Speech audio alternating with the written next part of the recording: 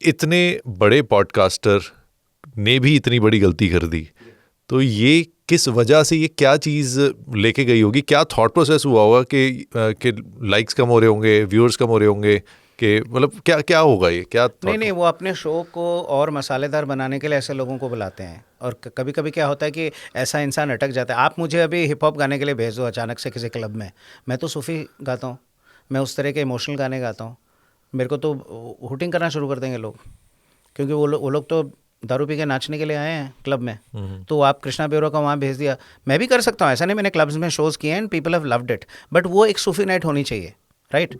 तो उसमें इसमें क्या हुआ कि उन्होंने अपने मसाले को बढ़ाने के लिए अपने अपने फ्रेंड्स को बुला लिया। तो उन्होंने क्या किया, किसी और का बोली हुई बात को उठा के इंडिया के तरीके से, इंडियन तरीके से बोलने की कोशिश की, तो वो बैकफायर कर गया। तो उससे बहुत कुछ बवाल हो गया।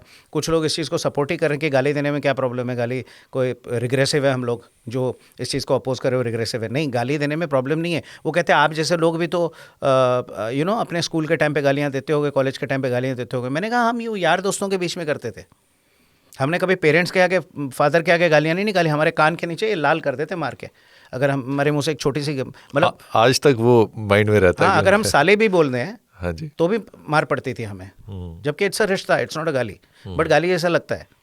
तो कहने का मतलब ये है कि आप वो चीज़ पब्लिकली नहीं कर सकते हो, आपकी एक जिम्मेदारी है as an artist, as a this thing, कि आप वो चीज़ को, आपको पता है जब आप यूट्यूब के लिए भी कर रहे हो जहाँ पे कोई सेंसरशिप नहीं है, still it is going to reach some kids और नॉट। मैंने कितने वीडियोस देखे हैं, कुछ माँ बाप अपने बच्चों से गालियाँ बुलवा के वो चीज़ों को फ्यूज़ के लिए प्रमोट करते हैं।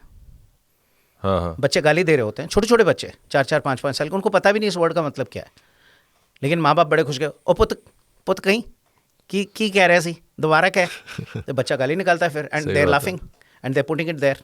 बच्चे को उससे मोटिवेशन मिलती है कि ये तो अच्छी चीज़, तो गलत नहीं है। कल को आपको वो बड़ा होने के बाद आप ही के मुंह पे गाली देगा, आपके दूसरे रिश्तेदारों को गाली देगा, तब आपको कैसा लगेगा? Technically Punjabi language is a very beautiful language, वो गाली वाली लैंग्वेज ही नहीं है। नहीं, गाली दो, क्या दिक्कत है, पंक्चुएशन की तरह यूज़ करो उसको, लेकिन privately. You can not come out in public and do it. Public platforms पे आपको एक शालीनता रखनी चाहिए, वो हमारे इंडिया का कल्चर है। आप इंडिया के कल्चर को ख़राब मत करो, कहने का मतलब ये है। लोग देंगे गालियाँ मुझे, दो, कोई बात नहीं, मैं कह रहा हूँ हमारा कल्चर ही नहीं है। हमारा कल्चर है हम बच्चों को भी आप करके बात करते हैं, तू तड़ाक करते ही नहीं हम लोग, हम बच्चों को भी आप करके बात करते हैं, क्यों करते हैं बताइए? सर इसमें ना एक टर्म है आजकल एक बहुत चल रही है, इन्फ्लुएंसर। इन्फ्लुएंसर, जिसके नंबर्स ज़्यादा होते हैं वो इन्फ्लुएंसर हो जाता है। हाँ। तो आपके हिसाब से इन्फ्लुएंसर की सही भाषा क्या है, और अगर कोई इन्फ्लुएंसर बन गया या जिसको बना दिया तो उसको क्या चीज़ नहीं करनी चाहिए? बस मैं बता रहा हूँ, इन्फ्लुएंसर वर्ड जो है वो ऐसे ही इजाद हुआ सोशल मीडिया की वजह से, बट पहले ज़माने में भी इन्फ्लुएंस होते थे ना हम लोगों से। मैं नुसरत साहब से हुआ, he was an influencer for me. आज अच्छा संगीत मेरे अंदर सिंगिंग घुसा, स्टाइल भी मेरी वैसा सिंगिंग स्टाइल सिमिलर भी है। मैंने कोशिश की उनकी तरह ट्राई करूँ गाने की, तो वो इन्फ्लुएंस मैं उस चीज़ से हुआ हूँ। तो आप पे डिपेंड करता है कि आप किन लोगों को आइडल मानते हो, जो बंदूक, दुनाड़ी,